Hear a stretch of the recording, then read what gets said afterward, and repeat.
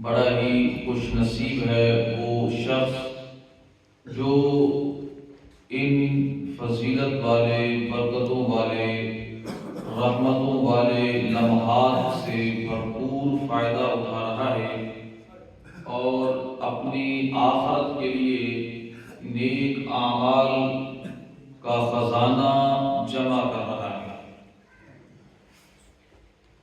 اور بد نصیب ہے وہ شخص جو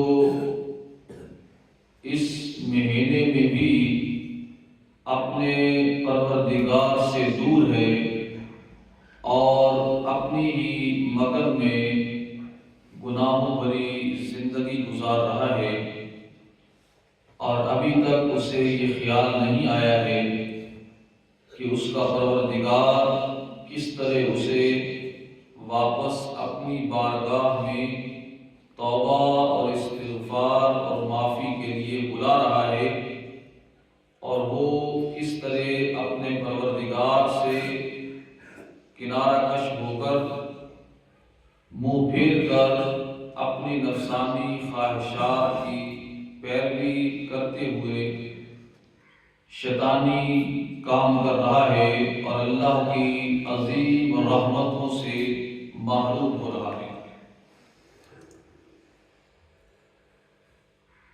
عزیزان گرامی قدر، قرآن مجید فرقان حمید کی سورہ بقرہ، اس کی ایک آیت کریمہ میں نے آپ کے سامنے تلاوت کی ہے۔ پہلے جمعہ پر روزے کے متعلق اور رمضان المبارک کی فضیلت کے متعلق بیان ہوا تھا، اور جو آیتیں قرآن مجید کی پچھلے جمعہ پر بیان ہوئی تھی، اس سے آگے جو رہ گئی تھی وہ آج انشاءاللہ کور کر لیں گے۔ چنانچہ اللہ رب العزت نے سورہ البقرہ اس کی آیت نمبر 186 کے اندر ارشاد فرمایا ہے، وَإِذَا سَأَلَكَ عِبَادِي عَنِّي فَإِنِّي قَرِيبٌ۔ فرمایا کہ اے میرے پیارے حبیب صلی اللہ علیہ وسلم، جب آپ کی بارگاہ میں میرے بندے میرے بارے میں سوال کریں، میرے متعلق پوچھیں،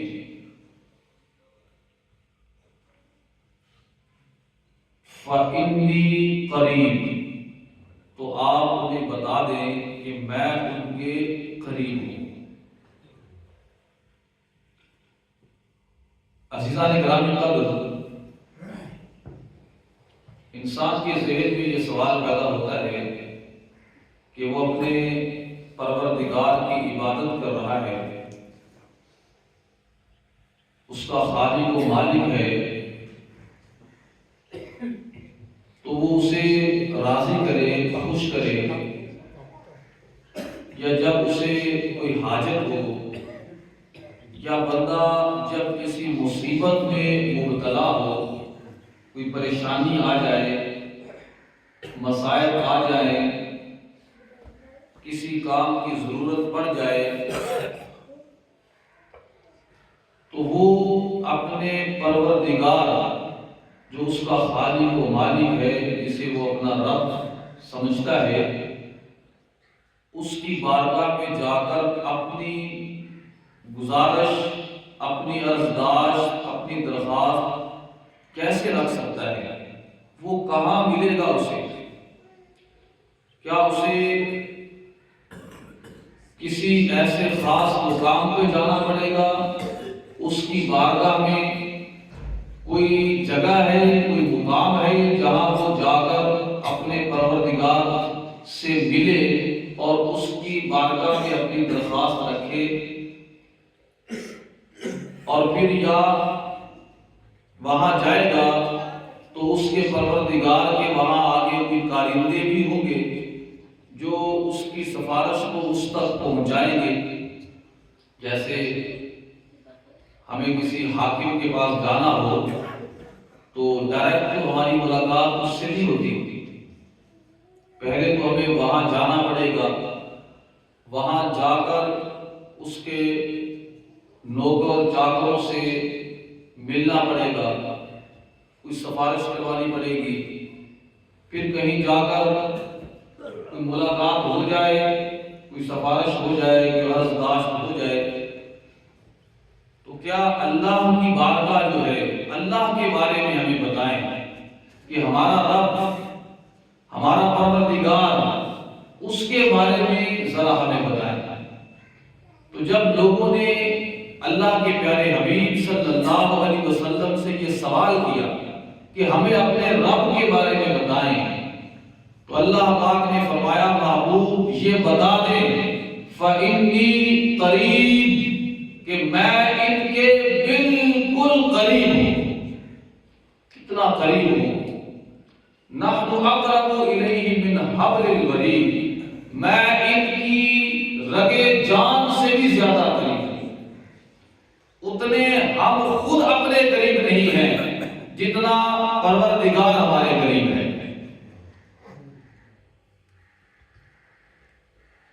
جب چاہیں جہاں چاہیں، اجیب دعوت الداعی اذا دعان، میں جواب دیتا ہوں جب بھی کوئی مجھے پکارتا ہے،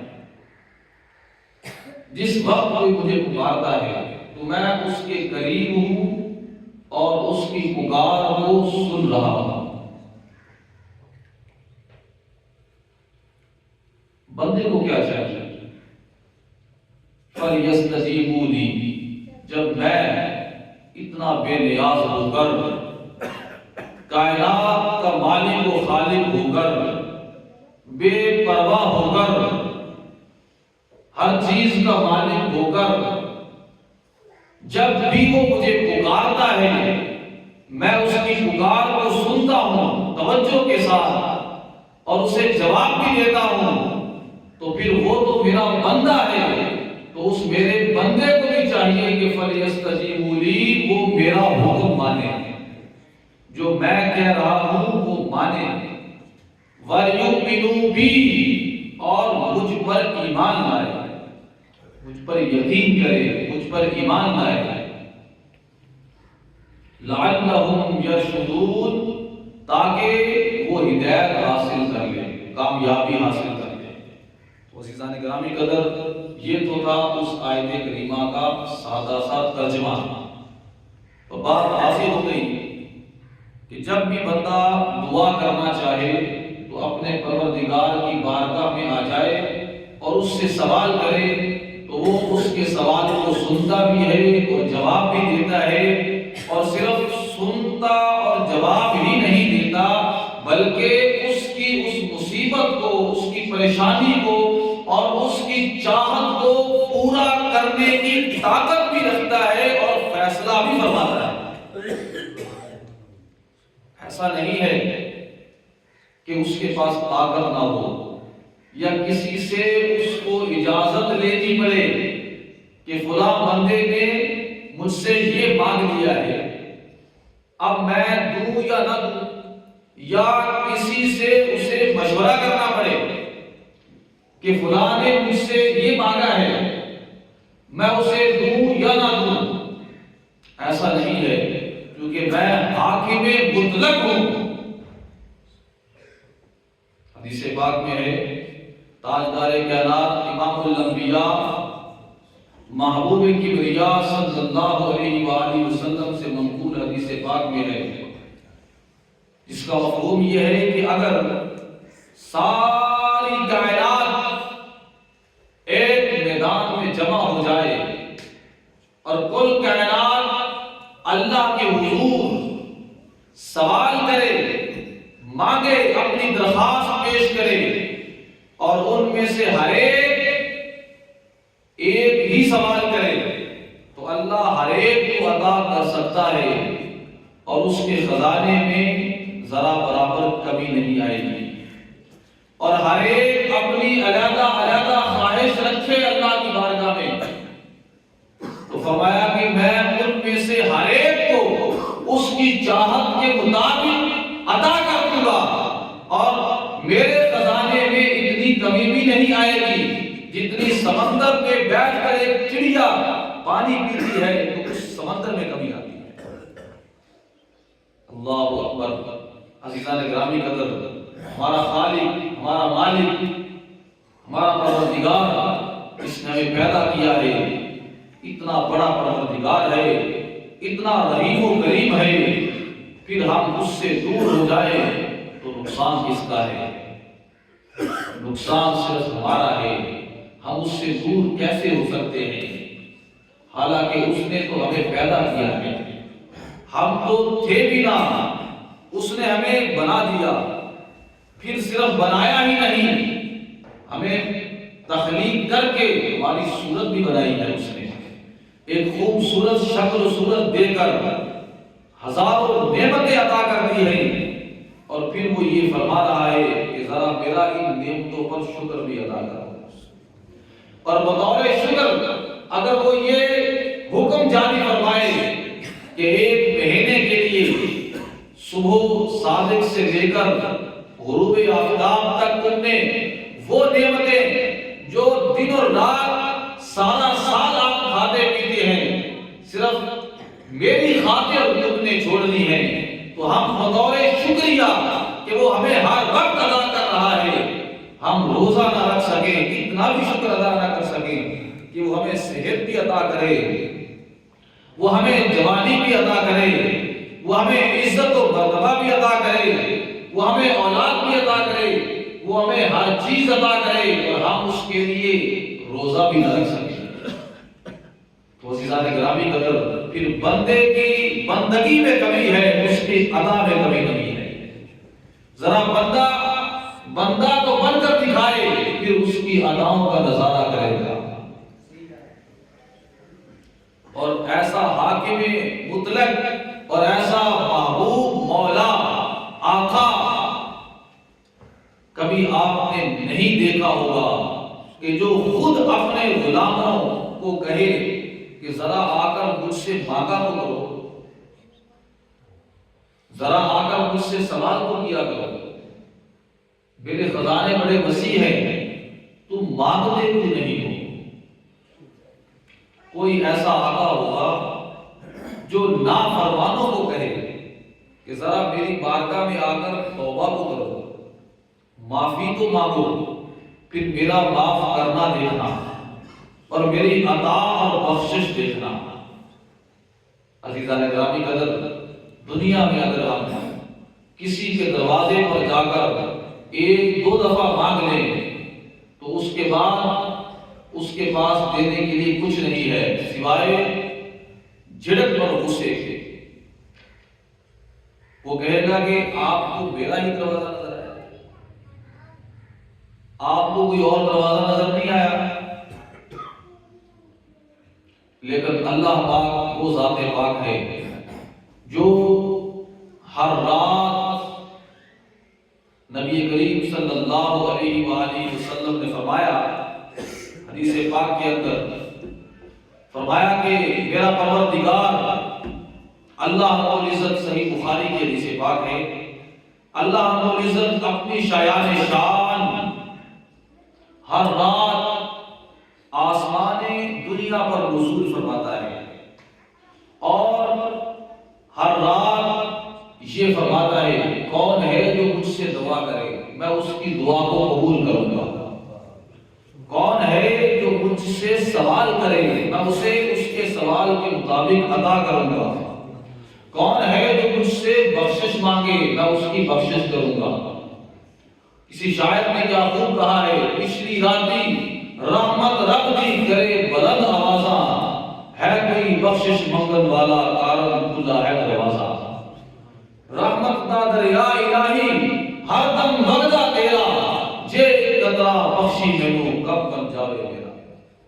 اس کی رحمت کے دریا تو ہر دم جاری و ساری ہے، لیکن بندہ اس کی بارگاہ میں ایک دفعہ آ جائے، اور پھر ماہ رمضان مبارک کے مہینے میں تو گویا سیل لگی ہوئی ہے، بہاریں لگی ہوئی ہیں رحمتوں کی، برکتوں کی۔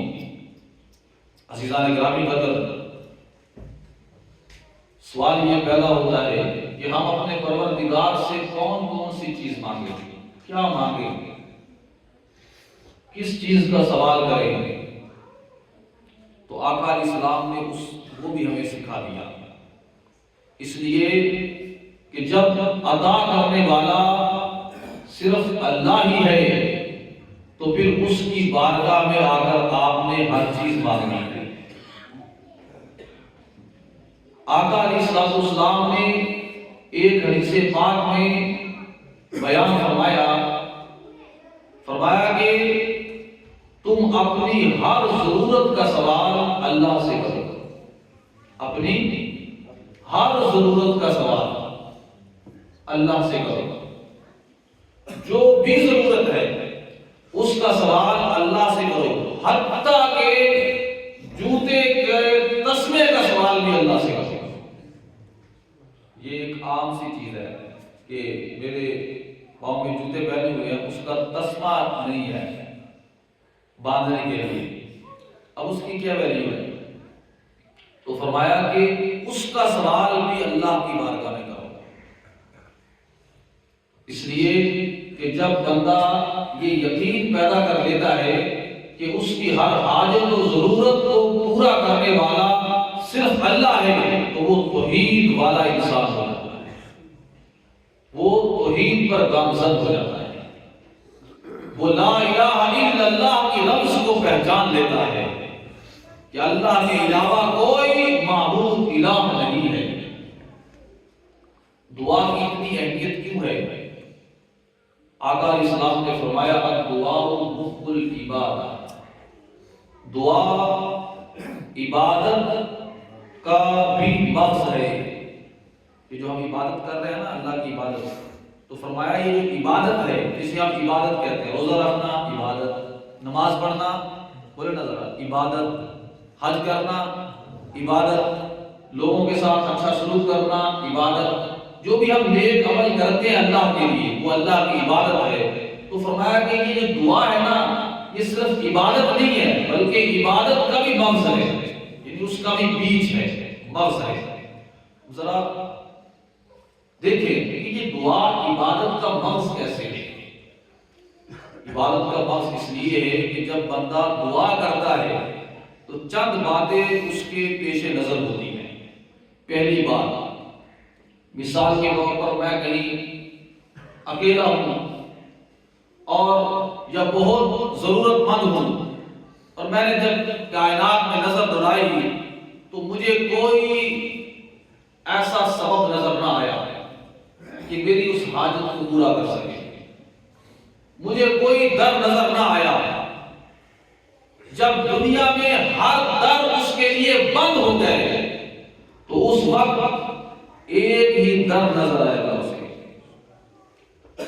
بالخصوص یہ تجربہ اس بندے کو ہوتا ہے جو کشتی کے سفر کر رہا ہو سمندر کے اندر، اور پھر وہاں طوفان آئے اور کشتی ڈگمگانے لگے اور موت نظر آنے لگے، اس وقت اللہ کے علاوہ کوئی نظر نہیں آتا۔ عام حالات میں بھی ایک وقت انسان پہ ایسا آتا ہے کہ اسے اللہ کے علاوہ کوئی نظر نہیں آ رہا ہوتا، اور وہ یہ سمجھتا ہے کہ بس اب اللہ ہی ہے جو میری اس پریشانی کو دور کر سکتا ہے۔ اس وقت تو جو کافر ہے، جو بتوں کی پوجا کرتا ہے، حتیٰ کہ نبی پاک صلی اللہ علیہ وسلم کے دور میں جنہوں نے خانہ کعبہ میں 360 بت رکھے ہوئے تھے اور سارا گند مارا ہوا تھا انہوں نے، اور اللہ کے پیارے محبوب صلی اللہ علیہ وسلم نے آ کر پاک کیا، تو وہ یہ روزی دینے والا ہے اور یہ اولاد دینے والا ہے اور یہ مصیبت کو دور کرنے والا ہے اور یہ رزق میں جو کمی ہے اس کو پوری کرنے والا ہے اور یہ فلاں ہے، یہ کرتے تھے، اور ان کے سامنے قربانی پیش کرتے، نذر و نیاز پیش کرتے تاکہ یہ خوش ہو جائیں اور ہماری حاجتوں کو پورا کریں۔ آج بھی ذرا ہندوستان میں چلے جائیں ایسے ہی ہو رہا ہے۔ تو اللہ پاک نے فرمایا کہ جب وہ مشرک آدمی جو ہے وہ بھی سمندر کے اندر ہو اور کشتی طوفان میں پھنس جائے تو وہاں وہ بھی صرف مجھے ہی پکارتا ہے، وہ بھی جان لیتا ہے کہ اب اللہ کے علاوہ بچانے والا کوئی نہیں۔ یہ ایک واقعہ میرے اچانک ذہن میں آ گیا ہے۔ جب آقا علیہ السلام نے مکہ فتح کر لیا اور پورے عرب پر اسلام کا جھنڈا بلند کر دیا، 22 سال کے عرصے کے بعد، 22 سال کی محنت و مشقت کے بعد، ہر طرح کی تکالیف کو سہ کر مکہ پہ اللہ پاک نے محبوب کو فتح عطا فرما دی اور عرب پہ غلبہ عطا کر دیا۔ اسلام کے لوگ آنے شروع ہو گئے، جوق در جوق۔ اذا جاء نصر اللہ والفتح ورأیت الناس يدخلون فی دین اللہ افواجا، کہ جب اللہ کی مدد آ گئی اور فتح آ گئی تو محبوب دیکھو گے لوگ جوق در جوق، فوج در فوج، گروہ در گروہ اسلام میں داخل ہو رہے ہوں گے۔ وہ وقت آ گیا اور وہ دن کون سا تھا؟ وہ دن 10 رمضان مبارک کا تھا۔ آج 9 ہے اور کل 10واں روزہ، 10واں روزہ تھا۔ آقا علیہ السلام کو اللہ پاک نے مکہ پہ فتح عطا فرمائی اور اس دن آپ نے ایک ایک بت کو توڑا اور اس طرح توڑتے جاتے، علی المرتضی شیر خدا آپ کے ساتھ تھے، وہ بھی توڑ رہے تھے اور آپ فرما رہے تھے جاء الحق وزهق الباطل، حق آ گیا ہے اور باطل مٹ گیا ہے اور باطل میں مٹنا ہی مٹنا ہے۔ تو اس وقت آقا علیہ السلام نے لوگوں کو، دشمنوں کو معاف کر دیا۔ بعض بڑے سخت دشمن تھے، ان کے لیے حکم نامہ جاری ہو گیا، جسے آپ کہہ سکتے ہیں کہ ناقابل معافی جرم والے، اشتہاری مجرم، لیکن ان میں سے بھی بعض کو معاف کر دیا جب مبارکہ میں آ گئے۔ ایک شخص وہ بھی تھا جس کا نام اکرمہ تھا اور بڑا ہی مشہور و معروف دشمن خدا ابو جہل کا بیٹا۔ ابو جہل کا کبھی کا مارا گیا تھا، یہ زندہ تھا، ساری زندگی دشمنی کی تھی۔ اب پتہ چلا کہ اب جان نہیں بچے گی، وہاں سے مکہ سے بھاگا اور فرار اختیار کی۔ راستے میں کشتی میں بیٹھا، کشتی میں بیٹھ گیا۔ کشتی جب دریا یا سمندر تھا اس درمیان میں گئی اور وہ کشتی پھنس گئی لہروں کے اندر۔ اب سب نے کہا کہ اب صرف اللہ کو پکارو، سب نے کہا کہ یہاں اللہ ہی بچائے گا، صرف اللہ کو پکارو۔ تو یہ اکرمہ نے کہا کہ یہاں جب سمندر کے اندر اللہ سننے والا ہے تو پھر خشکی میں بھی اللہ ہی سننے والا ہے۔ اس نے کہا، میں نے دل میں کہا کہ اے اللہ اگر تو یہاں آج بچا لے گا تو میں سیدھا تیرے نبی کی بارگاہ میں جاؤں گا اور اسلام کو لوں گا۔ میں نے کہا جب سب لوگ کہہ رہے ہیں کہ اب صرف اسی کو پکارو، اسی نے کام آنا ہے، اور قرآن میں اللہ پاک نے اس کی آیات مبارکہ میں وضاحت فرمائی، هو الذی یسیرکم فی البر والبحر حتی اذا کنتم فی الفلک وجرین بريح طیبۃ فرحوا بها جاءتها ریح عاصف۔ فرمایا کہ سمندروں میں ہوتے ہیں اور بڑی خوشگوار ہوا ہوتی ہے اور وہاں سفر کر رہے ہوتے ہیں، یہاں تک کہ مخالف سمت سے ہوا آتی ہے اور کشتی بھی پھنس جاتی ہے تو صرف مجھے پکارتے ہیں، اور جب میں نجات دے دیتا ہوں اور خشکی پر آتے ہیں تو پھر شرک کرنا شروع کر دیتے ہیں۔ تو اس نے کہا کہ اللہ نے بچا لیا، تو میں بارگاہ رسالت میں حاضر ہوا اور مسلمان ہو گیا۔ عزیزان گرامی قدر، اب امام غزالی کہتے ہیں کہ یہ جو شرک کرنے لگتے ہیں اس میں ایک یہ بھی ہے کہ جب باہر آتے ہیں تو کہتے ہیں کہ ہوا اگر ادھر سے نہ آتی تو مرے گا۔ تو اب سبب نظر آنے لگا، اس وقت کوئی سبب بھی نظر نہیں آ رہا، یعنی اس وقت صرف خالص اللہ کو پکار رہے تھے، اور اب جب باہر آئے ہیں تو کوئی کہہ رہا ہے یار ہوا اگر ادھر سے نہ آتی تو یہ نہ ہوتا تو وہ نہ ہوتا تو مارے گئے۔ اب اور اسباب پیدا کرتے ہیں۔ تو عزیزان گرامی قدر، اس لیے جب بندہ اللہ کی بارگاہ میں دعا کرتا ہے تو وہ یہ اس مقام پہ ہوتا ہے کہ اب اس کی اس پریشانی کو دور کرنے والا فقط اللہ ہی ہے۔ اگر دنیا میں کوئی اس کی پریشانی کو دور کر سکتا ہے، یعنی وسیلہ بن سکتا ہے، تو وہ اللہ کے حکم سے اللہ ہی پیدا کر سکتا ہے۔ تو یہ خالصتاً عبادت ہے، یہ عقیدہ، یہ اس کا جو نظریہ ہے، یہ اس کے دل میں یہ جو نظریہ قائم ہوا ہے، یہ توحید ہے۔ دوسرا اس کا یہ عقیدہ ہوتا ہے اس وقت کہ میں جب پکار رہا ہوں تو وہ میری بات کو سن بھی رہا ہے۔ یہاں پر اللہ تعالیٰ کے سمیع اور بصیر ہونے پہ مکمل یقین رکھ رہا ہے کہ میں پہاڑوں کی غاروں میں ہوں یا سمندروں کی تہوں میں ہوں یا میں مکانوں میں ہوں یا بلندی پر ہوں، جہاں کہیں بھی ہوں میں، اور میں اکیلا ہوں یا لوگوں کے اندر موجود ہوں، جیسے ہی بلند آواز سے پکار رہا ہوں یا زبان کے اندر دل کے اندر پکار رہا ہوں، وہ پروردگار میری پکار کو سن رہا ہے۔ جب یہ عقیدہ پیدا ہوتا ہے تو بندہ واقعی سچا مومن ہوتا ہے، اور یہی عبادت ہے۔ اللہ کے بارے میں یہ عقیدہ پیدا ہوگا۔ اور تیسرا، وہ یہ یقین بھی رکھتا ہے کہ وہ نہ صرف سن رہا ہے اور مجھے دیکھ رہا ہے اور میری ہر مصیبت اور پریشانی سے بخوبی واقف ہے، بلکہ وہ یہ بھی عقیدہ رکھتا ہے کہ وہ بغیر کسی ڈر اور خوف کے میری اس مصیبت کو دور کرنے پہ پوری طرح قادر بھی ہے۔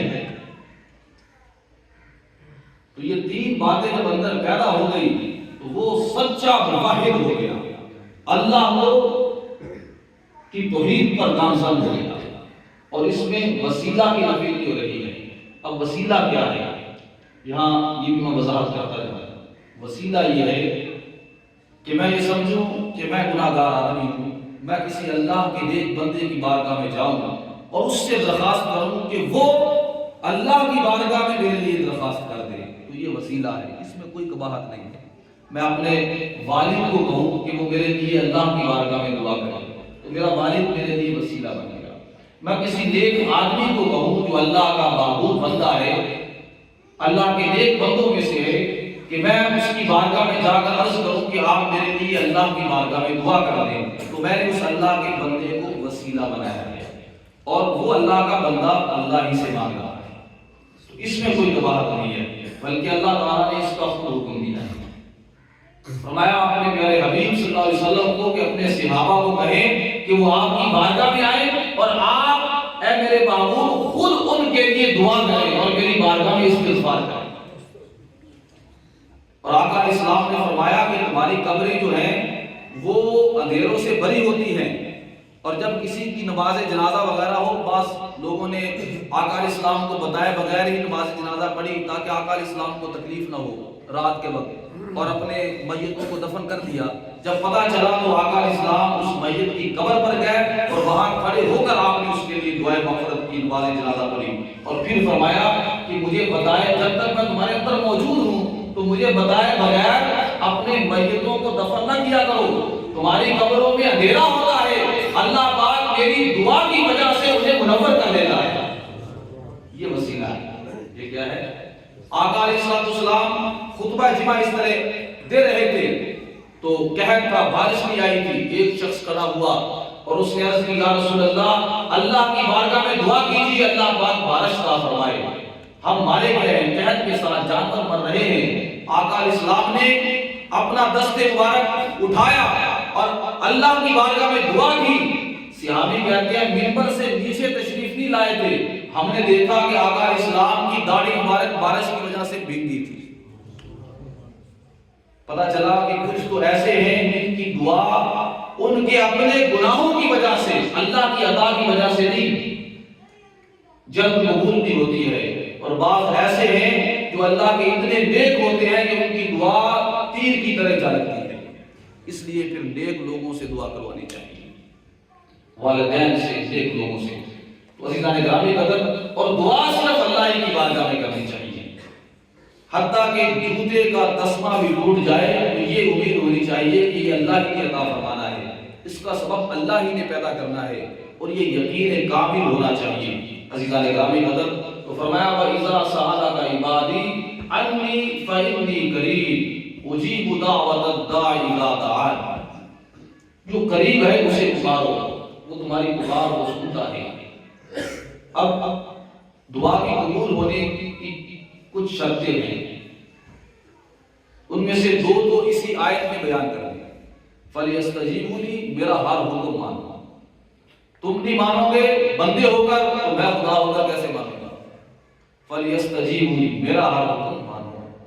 وَلْيُؤْمِنُوا بِي، مجھ پہ پورا یقین رکھو کہ میں جو بھی کر رہا ہوں تمہارے بھلے کے لیے کر رہا ہوں۔ اور دعا میں آقا علیہ السلام نے فرمایا جلد بازی نہ کرو۔ جلد بازی پوچھا یا رسول اللہ جلد بازی کیا ہے؟ فرمایا جلد بازی یہ ہے کہ بندہ دعا کرتا ہے پھر کہتا ہے میری دعا پوری نہیں ہوئی، وہ دعا کرنا ہی چھوڑ دیتا ہے۔ ایسا نہ کرو، دعا میں جلد بازی نہ کرو، دعا کرتے رہو اور کرتے رہو اور بہت زیادہ دعا کرو۔ اور دعا میں سب سے پہلے اپنے گناہوں کی معافی مانگو۔ گناہ گار ہو کر سیاہ دل لے کر اللہ کی بارگاہ میں آ گئے ہیں اور مانگ رہے ہیں، کیسے ملے گا؟ حضرت موسیٰ علیہ السلام نے بارش کے لیے دعا کی، مجمع اکٹھا تھا، اللہ پاک نے فرمایا میرے نبی کیسے دعا قبول کروں، کیسے بارش ہو؟ مجمع میں تو ایک گناہ گار ہے اور ہے چغل خور، چغل خور ہے۔ تو فرمایا یا اللہ بتاؤ وہ کون چغل خور ہے تاکہ میں اسے نکال دوں۔ فرمایا کہ میں تو خود منع کر رہا ہوں کہ چغلی نہیں کرنی، اور میں ہی چغلی کر دوں کہ وہ کون ہے؟ فرمایا یہ کیسے ہو سکتا ہے؟ تو حضرت موسیٰ علیہ السلام نے فرمایا تمہارے اندر ایک چغل خور ہے، ذرا وہ ظاہر ہو جائے دعا تب قبول ہوگی۔ اس نے کہا مولا کریم پردہ رکھا ہوا ہے، تو بڑا غفور رحیم ہے، بڑا ہی غفور رحیم ہے، ستار ہے، عیبوں میں پردے ڈالنے والا ہے، تیری بارگاہ میں توبہ کرتا ہوں آئندہ چغلی نہیں کروں گا، اور یہاں پردہ رکھ دے۔ بس اس نے دل میں یہ کہا اور بارش شروع ہو گئی۔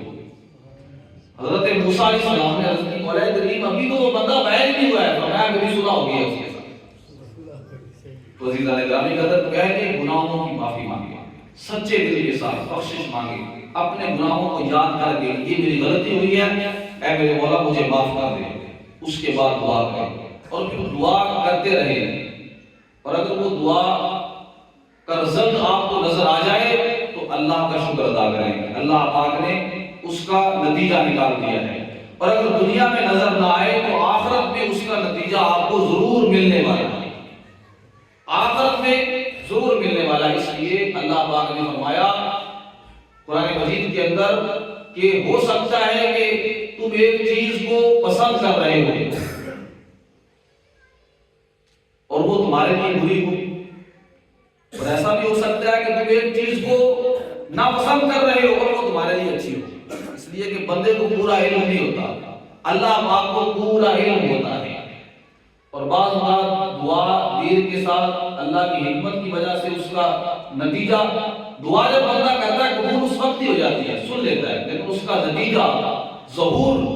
اب حضرت ابراہیم علیہ السلام نے خانہ کعبہ بنایا، اللہ کے نبی خلیل نے، تو خانہ کعبہ بنانے کے بعد سب سے پہلے انہوں نے جو دعا مانگی تھی کہ اللہ اس خانہ کعبہ کو بسانے والا اپنا آخری نبی بھیج دے، تو پتہ اس دعا قبول تو اسی وقت ہو گئی، لیکن اس دعا کا نتیجہ ظاہر کب ہوئی؟ ان کے 3000 سال بعد امام الانبیاء محبوب کبریا صلی اللہ علیہ وسلم دنیا میں آئے، تو پتہ چلا کہ دعا کا نتیجہ بعض اوقات دیر سے نکلتا ہے۔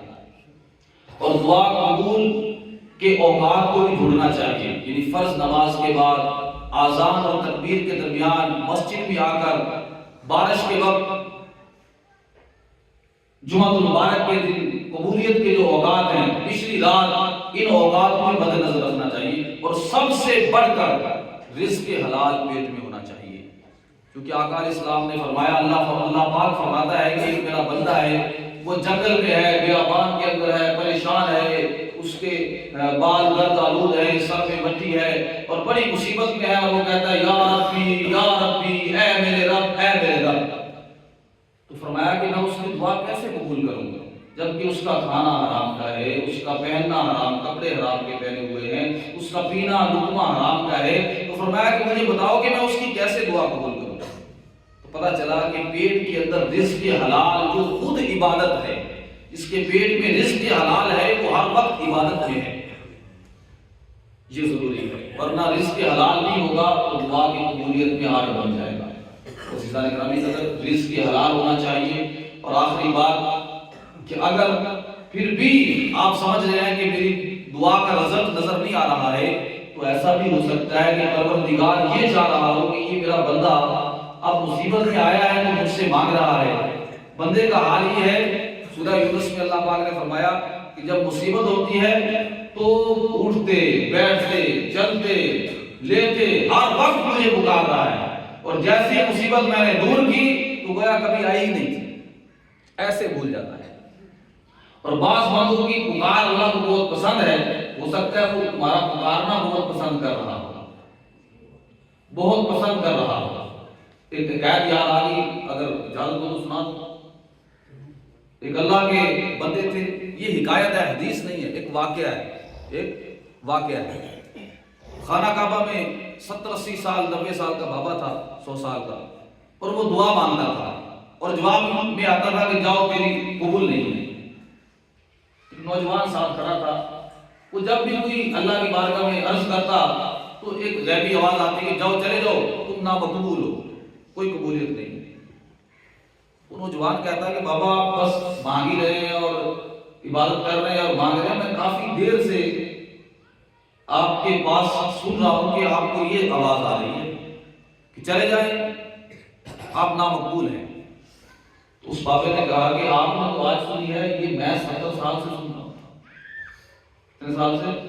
70 سال مانا یعنی بہت عرصے سے سن رہا ہوں، یہی آواز سن رہا ہوں۔ تو اس نے کہا کہ پھر آپ پھر بھی یہاں پر ہیں۔ اس نے کمال کی بات کی، اس نے کہا کہ پھر اس در کے علاوہ کوئی در ہے تو بھائی وہ مجھے دھتکار دے یا مجھے رکھ لے، تو جانا تو میں نے اسی کے پاس ہے۔ ذرا ماں کو تو دیکھیں، جب بچہ شرارت کرتا ہے، ماں کی نافرمانی کرتا ہے تو وہ اسے ڈانٹتی ہے اور مارتی ہے، اور وہ روتا ہے تو کہاں جاتا ہے؟ اسی ماں کی گود میں ہی آتا ہے، اور ماں کو ہی چپ کرانا پڑتا ہے، اور وہ تو 70 ماؤں سے بھی زیادہ محبت کرنے والا ہے۔ اس بابے نے کہا کہ میں تو اسی کی بارگاہ میں پکارتا رہوں گا، کیونکہ وہ دھتکار دے یا قبول کر لے، دروازہ تو اسی ایک کا ہی ہے نا، اس کے علاوہ کوئی در نہیں ہے۔ آواز آئی، اس اے بزرگ جان، میری 70 سال کی بات بھی ہم نے قبول کر لی ہے۔ اگر اس یقین کے ساتھ تو نے کہا ہے، اللہ رب العزت کی بارگاہ میں دعا، اللہ تعالیٰ ہمیں بندگی کی توفیق عطا فرمائے۔